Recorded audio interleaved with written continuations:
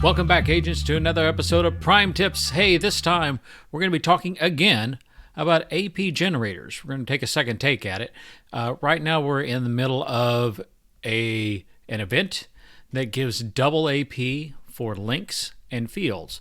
So the AP generator is a great way to get a lot of links and fields and get a lot of AP. So we're going to look more at how to come about it, how to plan them, how to set them up, how to actually do them. So one of the first things you probably want to do when you're talking about making a generator, which basically is just a series of fields that overlap or have layers that generates a lot of AP, is you want to plan out ahead. The first thing is your calendar timing. Try to do one of these things during double AP, if possible, because you're going to double it. And if you use an Apex, you can quadruple the AP that you get, so you can rack up a lot of AP in a short amount of time. If possible, use dense portals in an area that you're familiar with. So someplace that you are familiar with, that you can get around, you know how to get from one portal to the other, and there's a lot of portals in a small amount of area, because you don't want to have to go a long distance to get from portal A to portal B whenever you're doing a throw. Pick a location that either has low activity by your agents and or the other agents from the opposing teams, or slow response from the opposing faction, because you don't want them coming in and ripping this thing up while you're using it. So you want to be in an area that they may not care that you're doing some microfielding, or it's not of a strategic importance.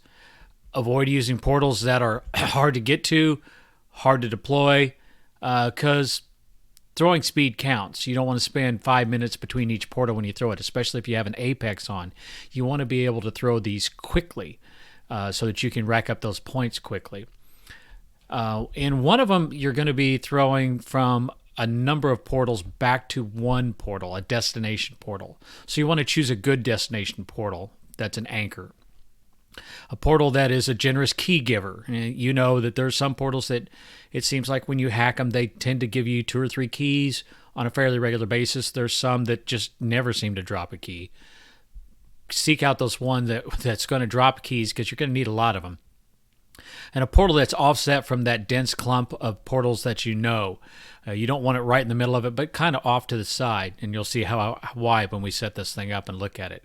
So you're going to farm a bunch of keys to that portal in advance, if possible. So you may not need to farm all the other portals at this time, but look at your plan by the time that you get in there, and you may say, hey, I'm going to need 4 keys to this one and 6 keys to this one, because my plan kind of throws that out. So you might want to get a couple keys to those other portals before you actually go out to actually do the generator. Plan throw portals that are close to one another, easy to get to, depending on your mode of transportation. So again, people play different ways. Different areas works better. In an urban setting, doing a generator with a car is probably not a good idea because the traffic. You get an area like me that's fairly rural, a car's a great thing. Some places, bikes might be better. So if you're thinking that you're going to be walking from portal to portal, you need those portals that are going to be very close together. You're not going to be covering much ground at all. If you're car racing, you can have a little distance between those portals, and working the car is not going to be that bad. You have some things you have to be aware of, especially be aware of one-way streets, because that can really mess you up, because you're going to be doing a lot of backing up and U-turns. So be aware of the traffic density and the ability to do things like a U-turn or doubling back or something like that. Look for parking. If there's good places you can park and hit 2 or 3 of the portals that you need to hit at the same time, that's a great thing. Be aware of the area of influence and how that's going to limit your ability to reach portals. So that area of influence, or your action range, or your range circle, as they say, is that 40 meters that you're able to work with or touch portals from where you are with the scanner. So if you've got a number of portals, but one of them says maybe is a courthouse that's exactly in the middle of the block, you may not do that one because that means you've got to get out of the car and walk to it. Now, if you're walking to get to one portal, it's probably not productive. It's kind of counterproductive. But if you're walking to hit 3 or 4 portals, it might be worth it if you're car grassing. So again, you just kind of have to look at your area of influence and say, is it going to be worth it to hit that one, or just skip it and you'll get others? Bike racing, kind of a mix of the two. There are, bikes can go places that cars can't get to. So you're able to get around those areas quickly. So it's better than walking in some cases, but it's less than cars because if it's a long distance, you're not going to get there as quickly as you would with a car. So it just depends upon what, your area works best. In my area, a car works best. And if you can, I suggest you plan on a desktop and export your bookmark files, your draw files, and import them into your phone or operation management tablet. So that's another thing that we'll talk about is you may not want to have everything on one device. You may want one device, your phone, to be actually throwing, and another device like a tablet or a Chromebook or something to keep track of what you need to throw. You could also use paper if you want to go that way. So speaking about that, you'll definitely want to draw this all out. Draw the links, draw the fields, make sure that it all works. Don't just have it in your head, because if you have it in your head, you're probably going to miss something. There are planning tools that might figure things out for you out there, depending upon the tools you have available. But look for things that you can export, like bookmarks, drawings, throw lists, key lists, those kind of things, so that you can have those at hand and you're not searching through your phone looking for those. Typically, you're planning a fan field with overlapping or layering fields. A group of portals that lead back to a single anchor is one way to do this. So let's take a look at one of those. So here's one that I did recently, and you'll notice that they all come back up to the one at the top of the page, the mini arch. And the reason I chose to do this one is I started with 23 keys to that particular portal before I even got there. So it's like, all right, that's going to be my destination portal, so to say. And the ones at the bottom are ones that are in that clump, that group. So those are the ones that I had to go through and get a lot of keys for. Not a lot of keys, 1, 2. I think I had a couple that I had to have 4. One I had to have 6 when I drew it all out. So I made sure that I had all those keys before I actually started with it. So this is one way that you can go. That particular one, we get about 482,000 MU each time I threw it. Now again, that's quadrupled because it's double and an apex. So really it's somewhere in the neighborhood of, about 120,000 K, which is pretty good. It is kind of hard to rethrow because you're going to need a lot of keys to that one anchor to create it again.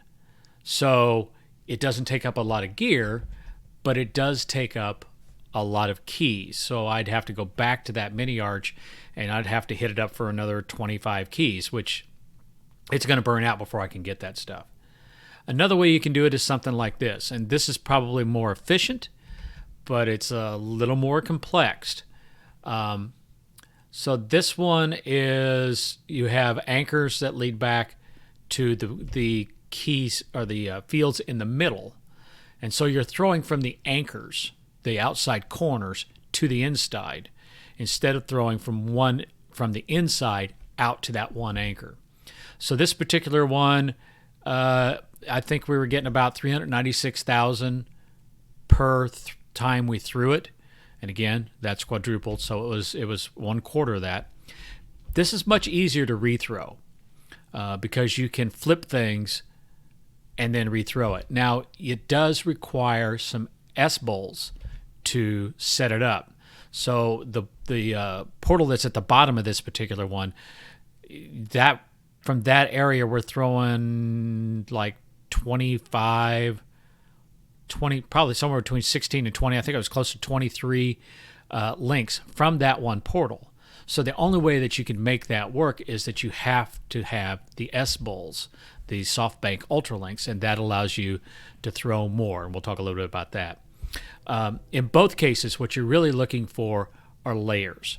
The more layers that you can lay out and split, the more AP you're going to get. So this one's a good example of splitting a lot of layers, and I think there's like 15 or so layers on the right-hand side and only like 9 or 10 on the left-hand side. But that's every time you throw it, you're layering those over, so you're getting more and more every time you do it. And in both cases, you can use a virus to flip that one portal that you're either throwing from or throwing to, and then you can destroy it and then rebuild it and go back at it, or we'll talk about how you can do that. Keep in mind that you can throw under a field to a field or to a portal that's under a field. So if there's, like in this example, the ones that are in the middle, I can throw to any one of those as long as I'm at that bottom one and it's not completely covered. I can throw to it. Throw order is really, really important. So you'll want to figure out your throw order and stick to it. Now the throw order often is not the closest portal, but the next one in the fan or the span. So in this one example, you're really throwing from one area, so it doesn't matter. This example, you're throwing from all of those portals at the bottom back to the one at the top. So it's really important that you get the next one that is closest going right to left, not the one that's just closest to the portal that you're on. And you'll see that whenever you start to set that up. So be prepared to double back and retrace your steps and make corrections if you need to. So how do you get about doing this? Well, you want to make sure that you create a throw sheet or chart and a key farm list. So depending upon which way you're doing it, you need to keep in mind that you can only get eight outbound links for each portal unless you put on a SoftBank Ultralink. And you can use those SoftBank Ultralinks to increase the number of outbound links, throw them, and then flip it and rethrow it. So a single agent can get 24 outbound links on a portal.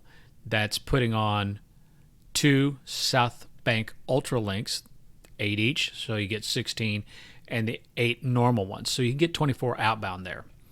2 or more agents, you can get that all the way up to 40 outbound links. So the 4 S-bowls will get 32 links at 8 each, and then the 8 regular. So you could really, if you're going with this second type, you could be throwing to 40 anchors at a time, flip it and re-go. So you could really throw a lot in a quick time. But you really got to plan it out. And you have to have them all lit up, and then you have to have those keys to throw too. So there's a lot of key farming involved. If you throw lots of links from one location, again, it's going to go much, much quicker. List in order each portal you're throwing from and which portal you're throwing to. That's important because you don't want to mess this up. One bad link can cut your stuff in half or screw it up completely. I suggest you use the same names the scanner's going to show. Don't abbreviate things because you might get confused. I know the one that I was looking at earlier, number 1 here, there were 2 portals that were a caboose. And the only thing that was different was the last word in that description. So it was really important that you had the whole thing and so that you wouldn't get it messed up. Make sure it's legible. Don't scribble it down on a piece of paper and try to figure out what you wrote down. Again, speed is what you're looking for here. You want to make sure it's really legible and easy to read. I suggest you use a spreadsheet and either print it out or have it available on a tablet or a separate phone or Chromebook or something, and that you can move down. That's easy to read. You can highlight stuff and figure out where you've been. When you make that plan, determine how many keys you're going to need for each portal. Then, the destination anchor portal will require a lot of keys. How many are you going to need for that? And then start farming those keys. So check off from that list that you have the number of keys that you need. You can get a couple extra, but make sure that you get at least the number that your plan tells you you're going to need. So You're going to use a throw sheet to chart, to capture and deploy your portals. So use the same device. Using the same device for management and throwing is not really a good deal, because you may be flipping back between your list of what you're going to throw and to your scanner to what you are throwing, and you could mess up at that point. So it's easier just to keep them separate. A piece of paper and a phone work well. A tablet and a phone work well. Capture and farm the throwing portals in the order they appear on the throw sheet. That's kind of a good way to go. That way you make sure that you get them all and mark them off as you go.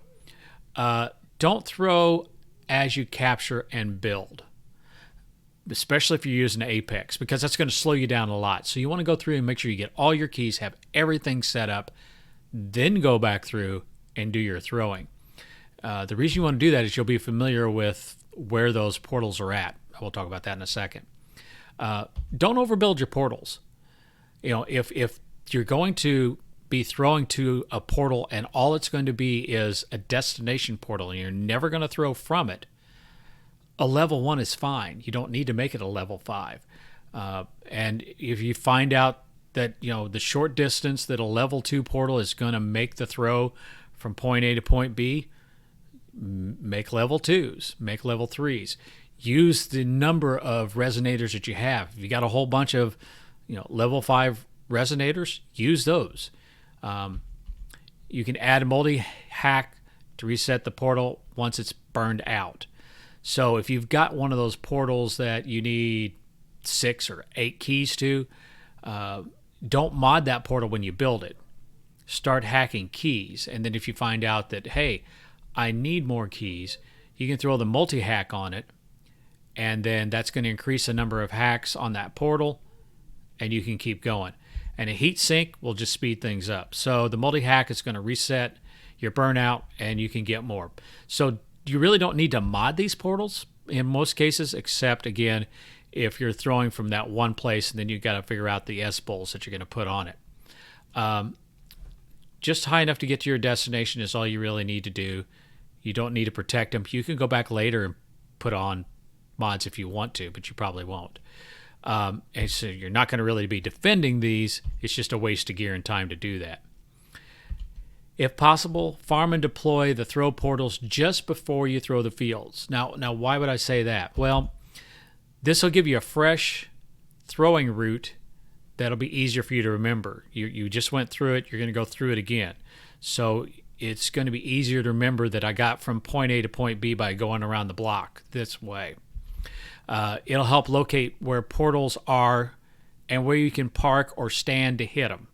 So you might know, if I hit this parking spot, I can hit those 3 portals. It help you to plan out the most efficient route. I mean, the first time through, you might say, why did I go all the way around this block clockwise, when if I went counterclockwise, it was only halfway around the block instead of 3/4. Big thing is it's going to prevent some surprises. So you might have like a portal that was removed, a street that's closed, construction going on, a block party. Who knows that you were there last week, you come this week, they could have a road closed. I ran into that in the one I was doing. There's a road that was closed, so I had to figure out how to come around it a different way. Don't farm keys and throw the links and fields at the same time. It just slows you down. Because you're probably going to use an apex, and when you slow down, you burn up that apex time. If it's 2x for AP deploys, well, then you might think about that decision. If you're getting double AP just for deploying, maybe you want the apex on when you're deploying, but you probably don't want the apex on when you're deploying, unless you got a whole bunch of them and you want to burn them up. If you don't get the required keys for throwing the portal, then you don't have time to make a plan B if you're throwing and farming at the same time. So again, giving yourself plenty of time before you start, make sure you have everything that you need. You may have to consider farming all the keys in one trip and coming back later and doing the actual throw. Hopefully it's an area that nobody's going to mess with it. If you've run into a portal that you got to have 6 keys and it's been stingy and you've used a multi-hack and a heat sink and you've only got 4 and it's burned out, it's 4 hours before you can come back to that. So you may have to come back. Double check them, make sure that you have all the keys required before you start throwing. Nothing worse than getting halfway through and finding out that, oh, I missed this entire portal and I'm going to be out, a whole bunch of layers because I missed that one portal. You might also consider protecting your play field. So you might throw some links or rails to wall off the area that you're going to be fielding. That way, somebody won't throw a link into or through where you are microfielding or generating AP and mess you up. But make sure that you don't put a field over the top of it, because if you put a field over where you're working, then you're screwed because you can't make any fields or links under that other field. Minimize your map presence. So when you're getting ready to actually throw, you want to make sure that you're not noisy on the map. Avoid deploying or capping or linking and fielding on your way to that area. It's just, less people notice what's going on, the better. Stay quiet on comms. And keep in mind, comms are not secure. So if you're working with an agent that's in your faction, don't hit them in comms and say, hey, I'm doing an AP generator, come on over. Use something else, some secure instant messaging. Make sure, again, it's not a cross-faction instant messaging group. So you email them, call them, whatever. And you do want to talk to your faction when you're doing an AP generator, because your fields and links might become blockers if they have an op planned, or you might be setting up an anchor and modding in a certain way, and they had plans to use it a different way. So it's kind of nice to ask people in your area, hey, I'm going to do a generator. Is that going to be an issue? You don't have to give them all your plans, but it's kind of nice to let them know. So when it becomes time to throw, you're ready. You've got everything ready. You've planned it out. You got your keys. You know your route. Make sure that you have ample time to do it. Make sure you have an ample charge on your phone before you start. Nothing worse than getting halfway through one of these and then having to plug in a battery or something like that. Check the map to make sure that you're not fielded over, that there's no blockers running through it. Make sure that your throwing portals are deployed and ready to go. So before you actually start throwing, everything should be deployed. All the keys should be ready, and away you go. You might want to consider uploading your starting stats to something like Agent Stats, or writing down your stats before so you know how that you did. A real important one is put all the keys that you don't need in caps. Cap up your unneeded keys, because extra keys going to increase the chance of you throwing a bad link. And one bad link can really mess this up. Also, extra keys makes each deploy slower, because each key is going to have to be checked to see if it's possibly a valid link. So if you have a key in your active inventory, it's going to be checked. You got a whole bunch of them, it's going to slow you way down. A big thing, because this is an AP generator. The big thing is buy or get your hands on some Apex and use an Apex to double that AP. And again, if you're working in a double AP time, the Apex on top 4x the AP.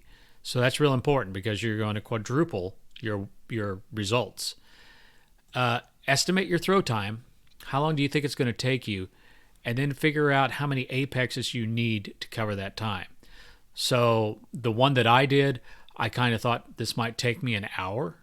So I fired off 2 apexes before I started, which was great because it took me 50 minutes to do it. I wasted about 5-10 minutes on an apex, but I didn't have to stop, find an apex, and get it going just in the middle of everything. You want to be only doing throwing. You don't want to have to think of other things. Throw in the order from your throw sheet. Trust your throw sheet.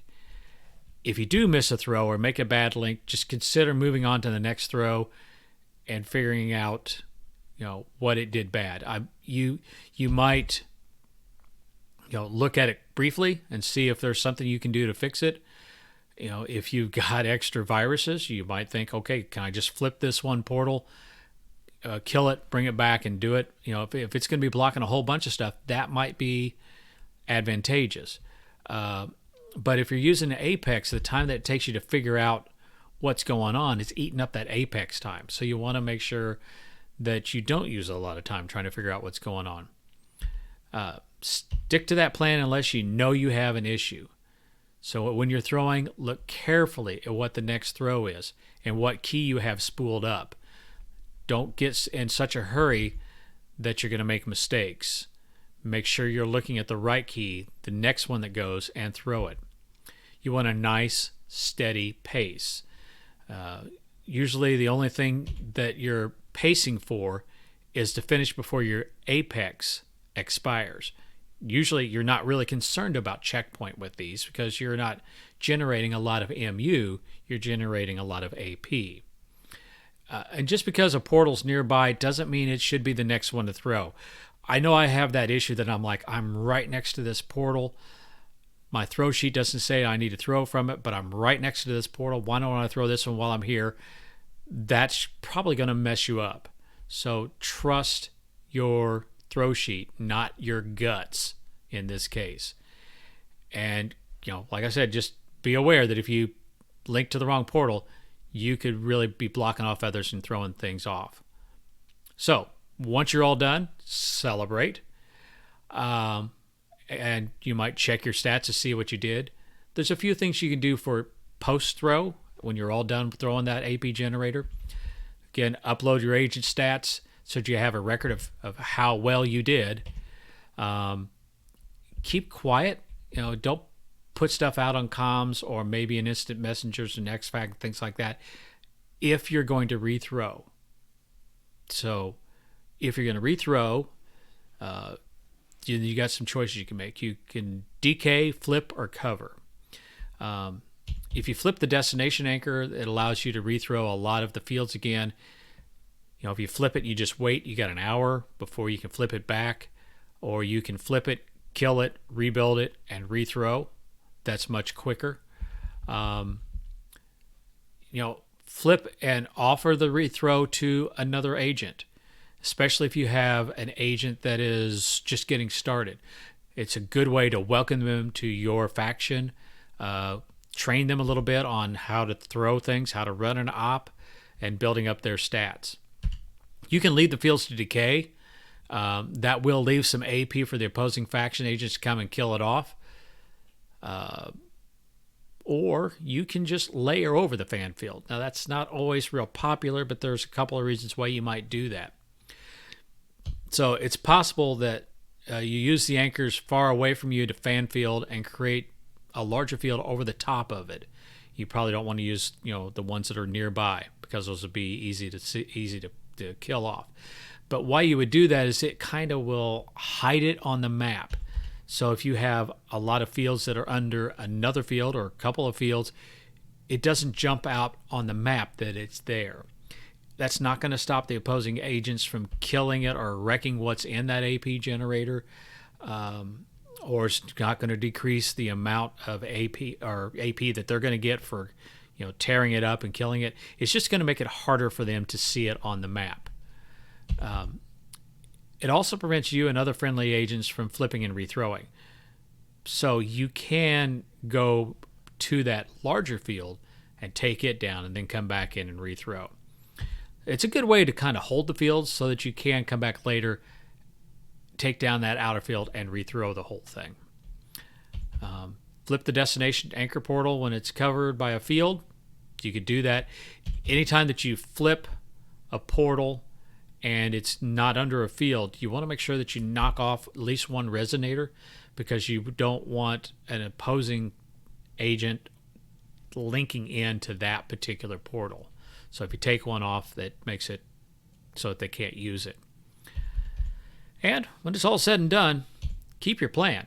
You can use it more than once. Double AP may come around again so that you can use it, and you can offer it to other agents and say, hey, here's an AP generator. I had really good luck with it.